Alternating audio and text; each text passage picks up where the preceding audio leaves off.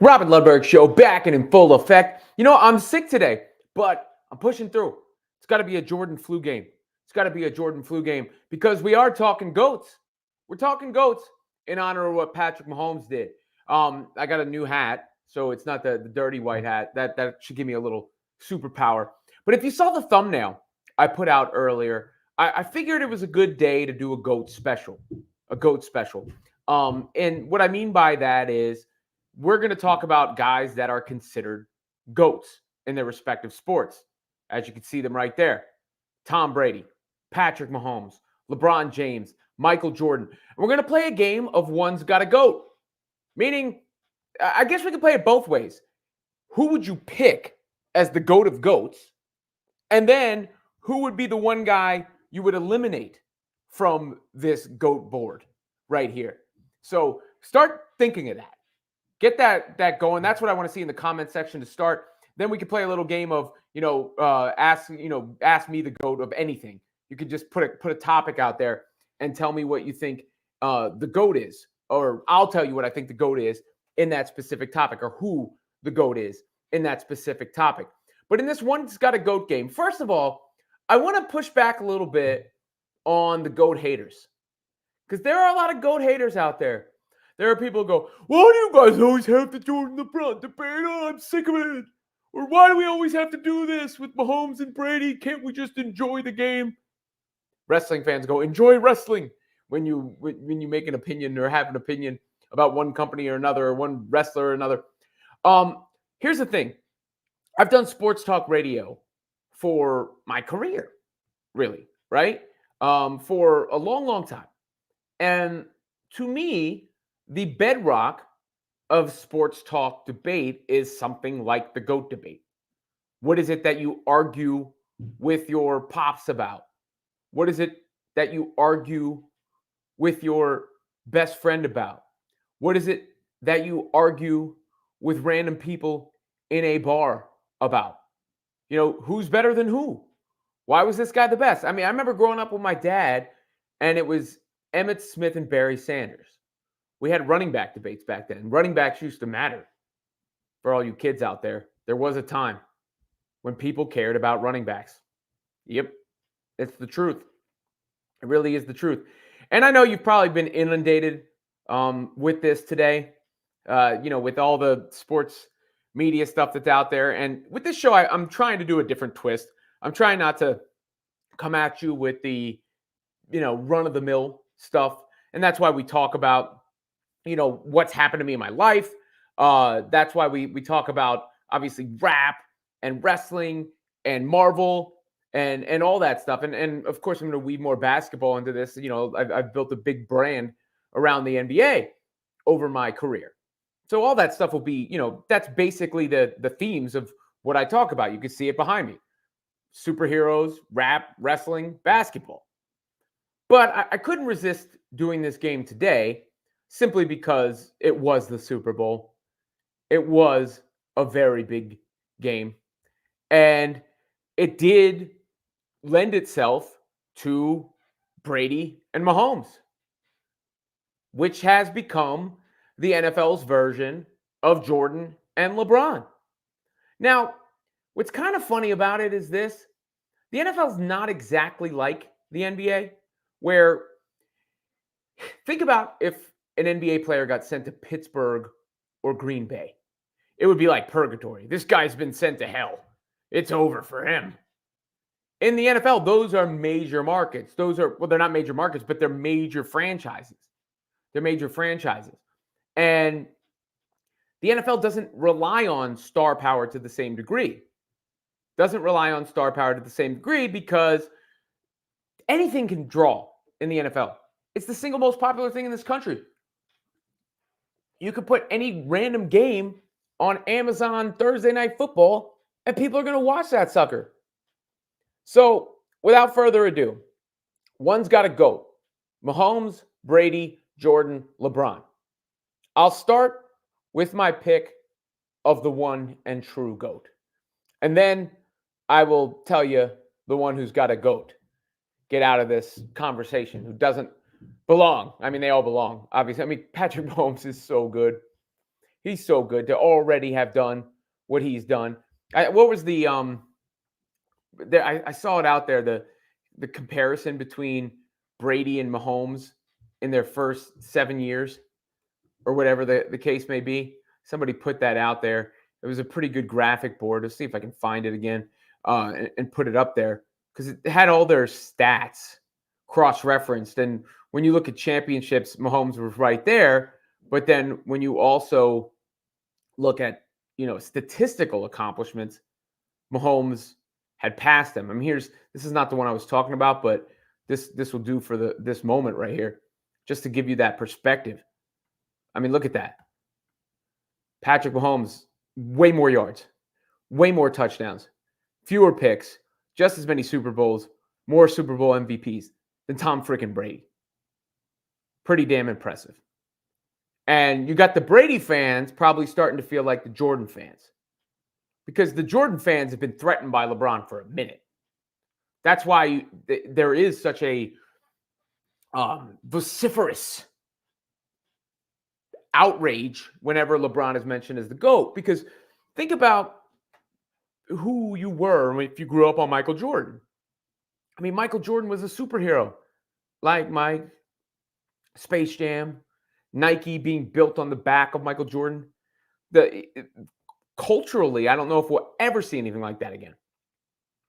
So people who came up during that time period, that is woven into the fabric of their being. So when people say somebody's better than Jordan, well, people have a problem with it. People have a problem with it. But here's the thing, LeBron is better than Jordan. And if I'm looking at those four names and I'm choosing just one, I'm choosing LeBron James. I'm choosing LeBron James, who's the best athlete we've ever seen in our lives. I mean, it's hard. You can make the case for Tom Brady, 7 championships. I mean, Brady also, the most impressive thing Brady did, the two things that really swayed me for Brady as his career went on, one was the 28-3 comeback against the Falcons, of course. And then the other was going to Tampa and winning. Because this guy, he could have fallen flat on his face with the Bucs. And easily it could have been age or something to that effect. That's what could have been blamed. But instead, he won the whole thing. So it's hard to say anybody's better than Brady. It's also hard to say anybody's better than Michael Jordan. I mean, just spoke on the cultural impact of Michael Jordan. I just talked about it and what that guy meant to basically everyone. Basically everyone. I mean, Michael Jordan was it. The guy.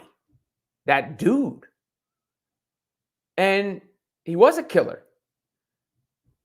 But here's where I say LeBron James over everybody. When you talk about individual impact on a team, LeBron on those first Cavs teams, they won 60-something games a couple years in a row before he went to Miami.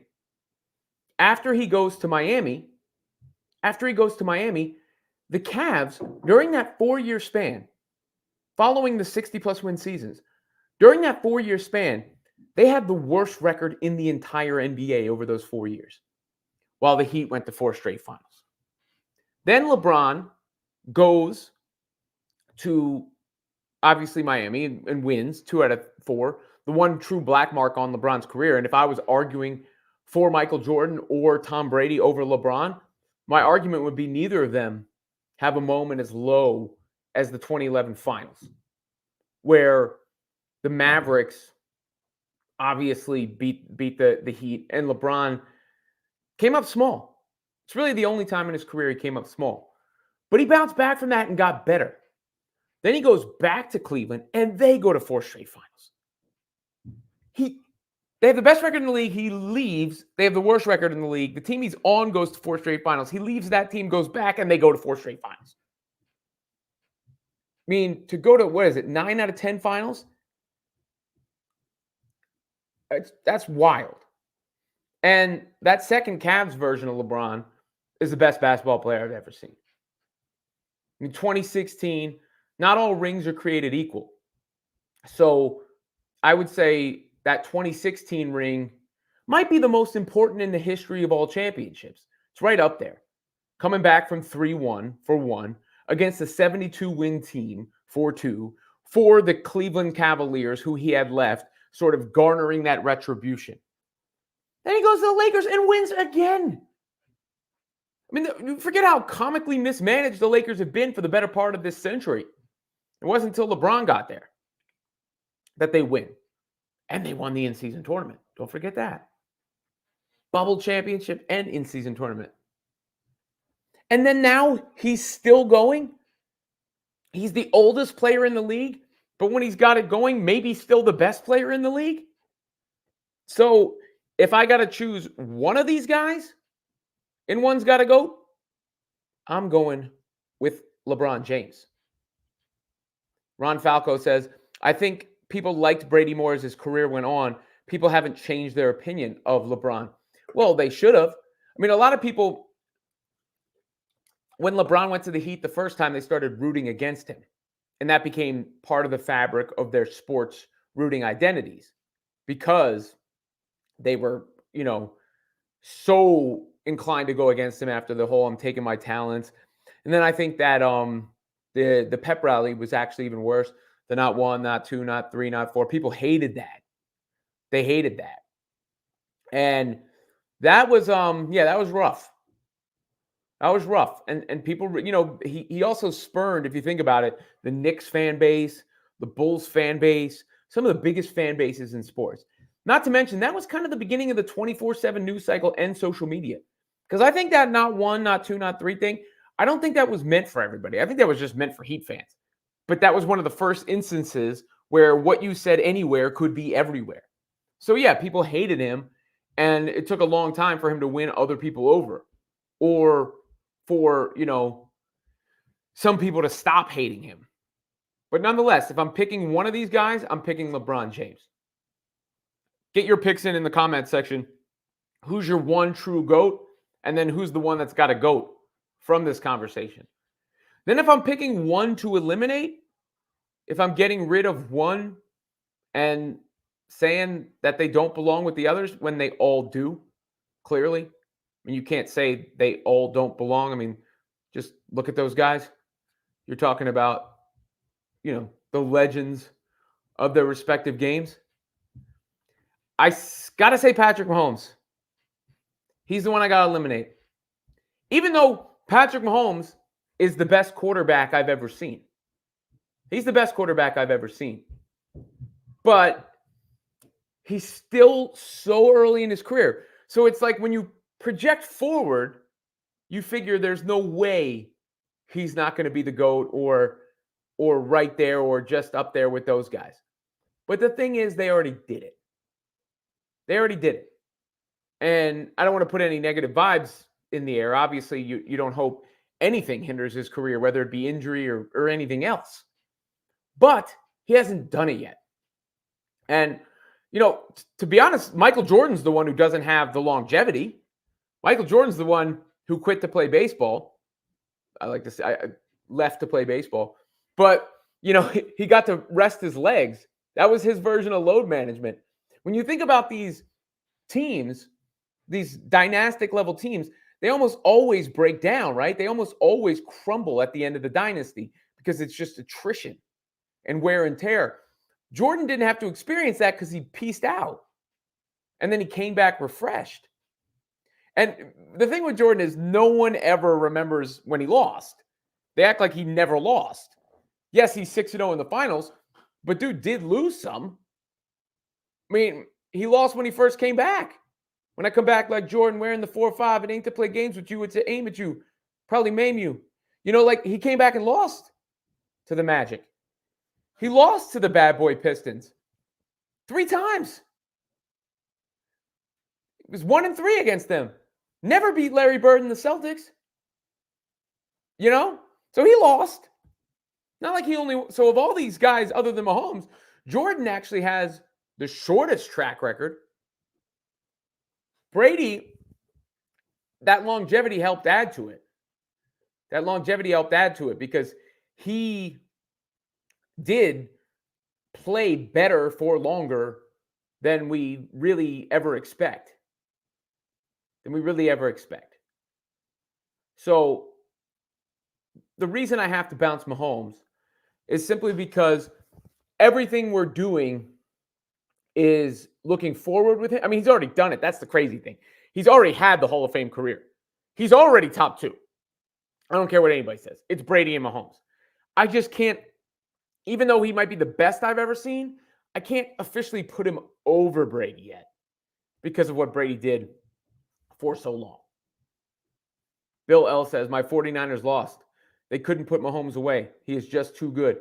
I mean, yeah, he's got that, he's kind of like, I always say like John Elway and Steve Young in a way. That toughness, his ability to extend plays, make something happen, that is a special trait that Patrick Mahomes has. But you got to do it a little bit longer to be mentioned with those names that I just mentioned. And I don't even want to say unfortunately, because it's not unfortunate. The start to his career is better than anybody's has ever been. Betty's better than anybody's has ever been, but he hasn't done it as long as those fellas. So my pick for the one true GOAT is LeBron James. Sure. How do you do that? Yep. And my pick for the one's got a GOAT is Patrick Mahomes. You guys have votes. We can also play a GOAT game if there's anything you want to run by me and get my GOAT selection. Which of one of the four was the most memorable championship win for Mahomes? That's the question. Or which one of the four have the most memorable championship win?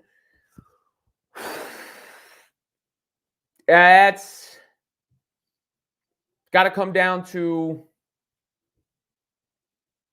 I think it's LeBron or Brady, right? Because I can't think of Jordan's any one championship standing out because he didn't actually play great teams in the finals. Jordan didn't play great teams in the finals. You know, he played, the Suns were pretty damn good, but they weren't great. He was being guarded by like Thunder Dan Marley, who's a good player. But, you know, the thing about Jordan is the guys who were best equipped to guard him were on his team. Dennis Rodman and Scottie Pippen. You know, Gary Payton, everybody said, oh, they're got to put the glove on him. Gary Payton was a point guard. Played the Sonics, good team. The Jazz are probably the best team he beat. But I don't think Jordan, I mean, he has the one move on Russell because of how iconic that one play is, Game 6. But as far as the championship as a whole, I would think it's the Falcons 28-3 comeback by Brady, but ultimately LeBron wins that one. It's LeBron coming back to beat the Warriors from down 3-1. I mean, I would argue that's the single most significant championship in the history of sports. It ended the title drought for Cleveland.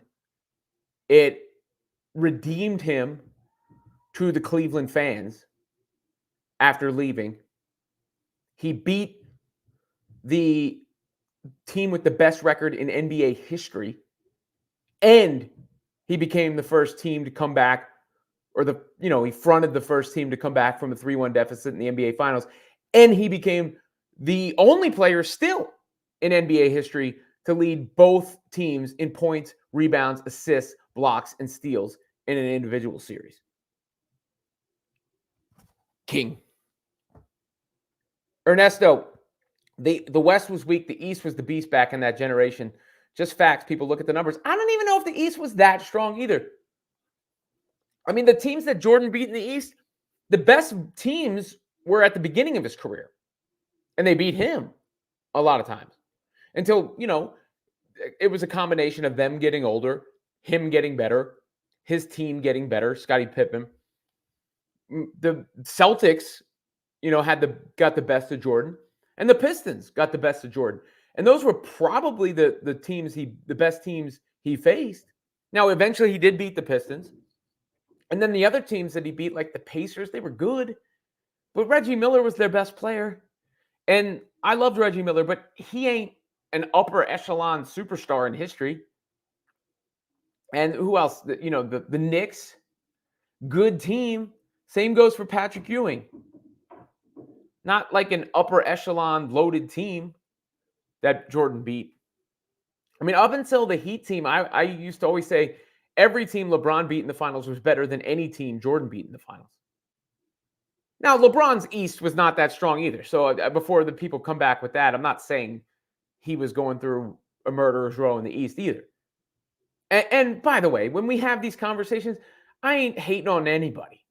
I mean, you're talking about legends of their sport and the guys who just have done more than anybody else, right? Like, so you can't hate on any of them. You're really nitpicking just by even having the conversation. I mean, the very nature of the conversation is nitpicking, because Michael Jordan was a stone cold killer, was a mid-range master, was, all the things that legend says he was. He was. I just think LeBron's a little bit better because LeBron could do everything. Done it for longer. Proved it in multiple places. And the stats back it up too. All that clutch stuff. LeBron's clutch numbers have spoken for themselves. I mean, Brady also, here's the thing that is slept on a little bit about Brady, because Brady, he said something on his Let's Go podcast, which you can catch on, I think, Sirius XM. I'll be back, by the way. I was on Mad Dog yesterday. I'll be back on Mad Dog Sports Radio possibly tomorrow, but definitely next Sunday from 12 to 4 next Sunday. But he was talking about, they were prepping him to be an announcer, and he was talking about the different coverages you'll see from teams. And what I found very intriguing was him saying, he sees sometimes players take off when they don't need to because they had assessed the situation right. They wouldn't have had to take off and run. And he was the one guy who was able to sort of buck the trend. I always say mobility is now a prerequisite ability for a quarterback. Brady didn't have that, and he still played when he was older. Why? Because the speed in which he got the ball out was his mobility. He would dissect the play and get the ball out. Peyton Manning always did it, but he was like, Omaha, Omaha, Omaha, and all that. It took forever. Brady's like, okay. And that is what I think made Tom Brady so special, to be honest with you, was how quick he assessed, how quick he decided, how quick he got the ball out. It kept the offense on track, moving, hard to stop. And that's what made Brady special. Mahomes can throw from every angle. He can extend the plays. I mean, he just does that stuff that makes your eyes pop out of your head. And it's hard for me to say that he's not the best quarterback I've ever seen. But because Brady did it for so long, and at the end of his career and on another team, Pat still has a little bit of ways to go, I think, to officially justify this Chiron. He's going to do it. I have no doubt in my mind he's going to do it, but he has to do it. This is a good point, too. Tom is considered GOAT, but the cheating scandals will always be an asterisk on his resume. So, I mean, yeah, there's 2 cheating scandals with Brady. One was Spygate, and the other was Deflategate. Now, we don't know. I mean, people always want to bring up of how much that cheating actually impacted the games. I don't know. I don't know if it did or not. But he still destroyed his phone, right? The NFL still destroyed the tapes, and he still was involved in all that. Had to go to court, if you remember. Miss games, be suspended. So, yeah. It does count for something, for sure. So I'll say, if I'm picking the one true GOAT, it's LeBron James. If I'm saying the one's got a GOAT, it's Patrick Mahomes. Who are your picks? If you want me to pick a GOAT in anything, whether it be GOAT superhero, GOAT wrestler, GOAT rapper, GOAT whatever, TV show, movie, throw it at me. And I'll give you my picks before I get out of here today. Ernesto says, for all that cheating scandal, the Giants could not beat hell to the Giants. Sorry, ass. I mean, the Giants did beat the Patriots. I think is what he's trying to say. A couple times. Eli Manning and company beat the Patriots. So if you want to give your opinions, Put them in the chat like people are doing. And if you want me to give my opinion on any other GOATs, send it my way. Speaking of GOATs, Beyonce. Beyonce? That's like a good Applebee's or somebody needs to come out with a Beyonce. Right? You get the Beehive coming down to Applebee's for their Beyonce. You get a special, sell it, all coordinated and stuff. I just had a brilliant marketing scheme. You can have it for free. Beyonce. But I found this pivot, I guess, if you will, from Beyonce pretty fascinating. Pretty fascinating. Because here's the thing with Renaissance. I didn't love it. Renaissance was all right. I mean, it sounded good. It was well produced, as to be expected from Beyonce. It was well performed, as to be expected from Beyonce. But that type of dance music ain't really my speed. So it just wasn't for me. More or less. It wasn't for me. And when I'm talking about Beyonce, it's not like I stand Beyonce my whole life or her whole career. She was the girl from Destiny's Child when I first knew of her. And then she made some of these songs like If I Were a Boy or whatever. Yeah, whatever. But her self-titled one, the one that she surprise dropped, is when I kind of got on board a little bit. I was like, oh, okay. She's got it. And then Lemonade is just a fantastic project. I mean, Lemonade and 444, it doesn't get any better than those two projects.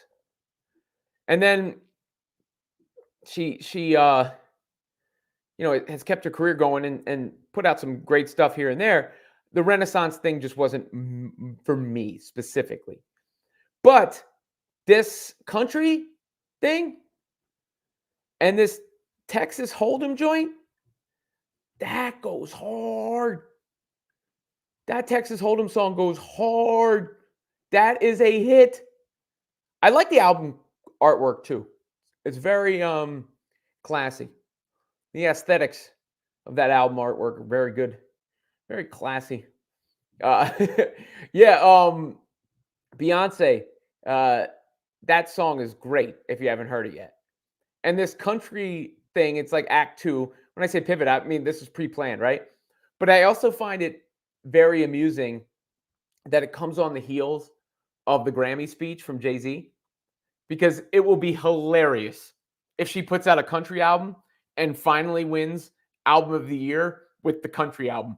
Wait till you see the reactions. That will be gold. That will be gold. So I'm kind of pumped to see how that sounds. Kind of pumped to see how that sounds. On this topic, I'm sure you heard Shannon Sharp. Who would move more people, Beyonce or Taylor Swift? Taylor Swift. Right now, Taylor Swift. Taylor Swift is the biggest star on the planet right now.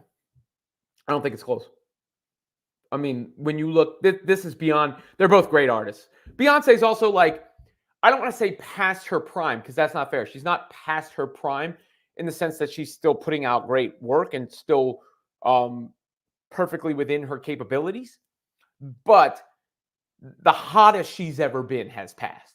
And that just happens with every artist. Taylor Swift is the hottest she's ever been right now. Like, I remember I found out about Taylor Swift from the Kanye thing. That's how I learned who Taylor Swift was, the Kanye thing. But she's the biggest star. I mean, and she's got some great songs. I mean, my daughter can't stop playing Taylor Swift. Folk, like Beyonce's self-titled album was, the Folklore record is what won me over by Taylor Swift. Because I really, really enjoyed that. That had soul. I hate Shake It Off. That song sucks. Ernesto says it's strategic. It's the best way to make them look bad, meaning the industry, she couldn't win in her category, so she's going to their category and get a Grammy. No, it'll be hilarious. And Jay-Z's speech will look even better in retrospect if she goes country and wins the Grammy. But that Texas Hold'em joint goes hard. But yeah, Taylor Swift's bigger than Beyonce right now. I don't even think it's a question. Wu says Taylor is a Knicks fan. Is she? I didn't know that. If she is, that's great. I know she's like, I think Taylor Swift is a Roman Reigns fan, right? I'm pretty sure I saw Taylor Swift acknowledging her tribal chief yesterday. There she is. Look at that. Taylor, acknowledging Roman Reigns. Shout out to Taylor Swift. You know, I don't know if anybody saw on that note Paul Heyman's tweet. The guy has no chill. He's got no chill. I mean, this is. I was almost wondering if it was real and it was going to be deleted because this was after that Kobe Bryant statue was unveiled. Paul Heyman tweeted this. Ladies and gentlemen, my name is Paul Heyman, and on behalf of Roman Reigns, I applaud the wise choice made by the statue creator who provided Kobe Bryant with the lasting honor of acknowledging our tribal chief. Yo! Oh, man. Paul Heyman's got to be feeling himself. He's fronting The Rock and Roman Reigns right now. The Rock and Roman Reigns. That's as hard a faction as there's ever been. I mean, if Taylor's a Knicks fan, more power to her. The Knicks are good this year. Congratulations. But she's the biggest star in the world. Then one other thing I wanted to get into, and I'll keep taking comments, until the show wraps up. But a couple of updates from the world of Marvel, because you get a little eclectic taste here on this show. I don't know if you guys saw, the Hulk is apparently going to appear in the new Captain America movie. Look, they need a little star power when the Falcon is Captain America. Got to add a little star power. And it'll be interesting to see what version of the Hulk we see. Is it that Professor Hulk? Or is it, Hulk smash Angry Hulk? Because I always liked Professor Hulk in the comics, and I love that run from Peter David. He was the writer at the time. Gary Frank, I believe, was the artist. I love that run. I'm a real nerd. I love that run. But the depowering of Hulk from the original Avengers, where he came through and busted down, I'm always angry, to being scared of Thanos, he needs a comeback in the movies. And I hope they eventually do World War Hulk, because that's one of the coolest crossover events I've ever seen. If you haven't seen it or read the comic, more or less, long story short, the Illuminati in the comics, which was Black Panther, Black Bolt, Doctor Strange, Tony Stark, Mr. Fantastic, if I'm forgetting anybody, they send Hulk to space because they think he's too dangerous. He winds up living on this planet that's kind of featured in Thor Ragnarok. It's parts of this story. And becomes the gladiator warrior leader of this planet and gets married and everything. Then the ship he was on explodes and kills his wife, and he's really angry, and he comes back to Earth to take his vengeance, and he just runs through all the Marvel dudes. One of the coolest stories, World War Hulk. So I'm hoping we get more of that, a little bit more of that. And then there was one other thing I saw, which was interesting. And we know Deadpool 3 is coming out, but I saw this theory out there, and I thought this was really cool because the Patch Logan is supposed to be featured in the movie. And if you don't know, Patch was like a side character Wolverine played for a period of time. And, he wore an eye patch and he ran. I think that was when he was running through Madripoor. It was when he interacted with the Gray Hulk, who was a bodyguard in Las Vegas going by Mr. Fix-It. But apparently, and I've read that this might be the case, that the patch that they introduce won't be Hugh Jackman in Wolverine, in Deadpool 3, which means we could meet the MCU's Wolverine. So they very well could be introducing the Wolverine going forward while having the nostalgia play with Hugh Jackman as Wolverine, which would be pretty darn awesome. Michael Martin says, were you eavesdropping on my convo last night? I don't know. What were you talking about? They completely emasculated the Hulk after Avengers 1. Or maybe that's what he meant. Yeah. I mean, they did. But it was a long, it's a long story. I mean, I think they thought maybe him being the one to reverse snap in Endgame would tie that to be, but people are kind of bothered. So he needs to come back with a vengeance. And they also need to do a Hulk Wolverine fight. And I'll tell you this, You see that Deadpool, the Deadpool poster, right? Um, it's very interesting how much they're playing into the yellow and the Wolverine costume, because the Wolverine costume, that yellow and black that everybody's kind of wanted to see, and that Hugh Jackman's clearly going to wear in this new movie. Well, they came out with a Lego movie. Go check it out. It's on, I think it's on Disney. There's a new Lego movie that Wolverine is in, and he's in that costume. And I thought that was sneaky significant. Nobody talked about it. But he's in it. He's like a main character, and he's in that costume. And they wouldn't soft launch something like that if we weren't getting Wolverine in the MCU going forward very soon. So that is happening. That is happening. Who do you hate more, the Knicks or Nas? I hate neither of them. I've listened to every Nas album. I'm not like you Nas fans who, if Jay-Z, everything has to be about Jay-Z. No matter what, like, you can't just like Nas's album. It has to be about Jay-Z. Nas is a legend.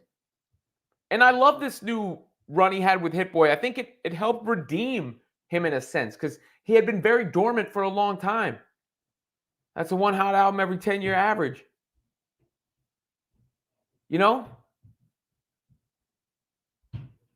But Illmatic is arguably the greatest hip-hop album ever made. It's not my personal favorite, but I love the length of it. There's not a bad song on it, and it's certainly arguably the best hip-hop album ever made. It was written very good. He's got some great songs since then, Made You Look. And then this run with Hit Boy. I really particularly liked Magic and King's Disease 3. Those were my two favorite projects from it. And then the Knicks, I just told you, I got nothing bad to say about the Knicks right now. The Knicks have a chance to win the NBA championship, I'd even say. How's that? I'll tell you, you're not getting this intersection of sports, comics, music, and pro wrestling anywhere else. Superb stuff, Robin. You're the first, when you used to open the newspaper and you'd see the splash page for the new movie. This one, I got to keep this one. I got to actually, in fact, I'll screenshot it when I watch it later, but just for posterity's sake and for, there we go. I had to make sure I captured that moment.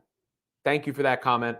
Because, I've been wondering with this show, is there one lane that I should gravitate more towards, or will people, follow me? And, there are a lot of people who probably have this sort of intersection of interests too.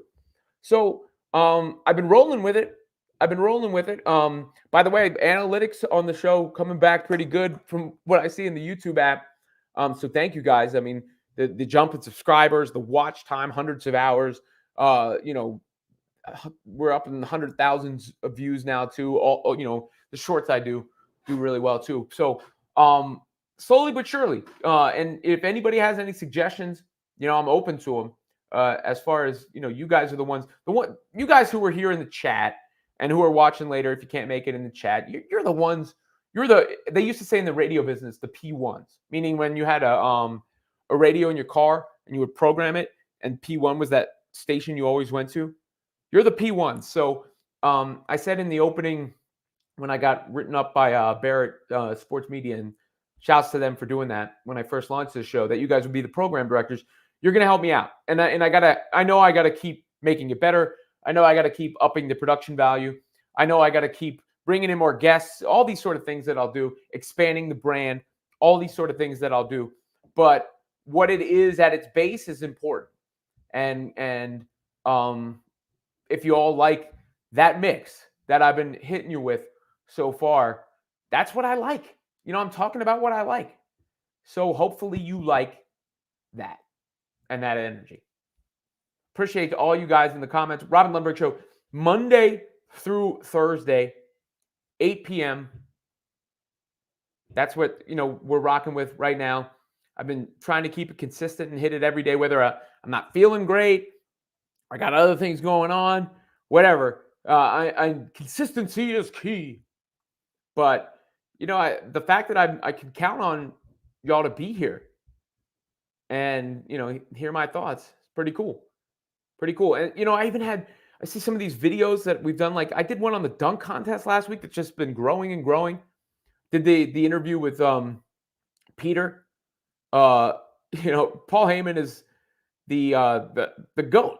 I mean, talking with GOAT shows, I mean, him and Bobby the Brain Heenan, I would say, are the GOAT managers. And if I had to guess, I'll ask Rosenberg about this. If I had to guess, I would say he's exactly how he is. Exactly how he is. Kurt Valente, what's up? Rock's role at WrestleMania. What do you think? Interesting, right? I love this heel Rock thing. I did not see coming, and it is perfect. I think it's gonna be a tag between Rock and Roman against Seth and Cody with some sort of stakes, or possibly Rock Seth. The way that they had them staring down in that WrestleMania preview. I don't know if you guys, WWE WrestleMania. Let me see if I can find it real quick. The WrestleMania preview, it was those guys, those four. They were using the four. The Rock has been saying he's training for a match at WrestleMania. So it's either going to be a tag match like that, or it is going to be Rock and Seth, I guess. But I think Rock is starting to also have like Cody Crybaby merchandise, which if they're smart, they keep that running as long as possible. Here's that trailer I'm talking about. And if you see, that's going to crush. That is going to indeed crush. There's no question. Michael Martin says, as a person of a certain age, here are my top 5 hip-hop albums. Licensed to Ill, It Takes a Nation of Millions to Hold Us Back, Chronic Straight Outta Compton, and House of Pain. Yeah, I mean, top 5 hip-hop albums for me. Oops, there's that banner. That doesn't fit what I'm talking about right at this second. Top 5 hip-hop albums for me would be 444, My Beautiful Dark Twisted Fantasy, Enter the Woo, 36 Chambers, AT Aliens, Outkast, and I'd probably go Blueprint. If I had to pick a non-second Jay-Z album, so many good ones. I mean, Midnight Marauders is up there. Illmatic is up there. The Eminem Show is up there. The West Coast stuff was never my 2001 would probably, I mean, had some of the bangers on it. I mean, there's been great music from there, don't get me wrong. But those would probably be the ones I would choose. I'm sure I'm missing something too.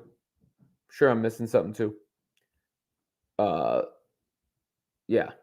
That's, I mean, a good way to close a GOAT show. So I appreciate, like I said, all you guys. I'll be back tomorrow. Robin Lundberg Show, Monday through Thursday, 8 p.m. Same Robin time, same Robin channel. Peace out.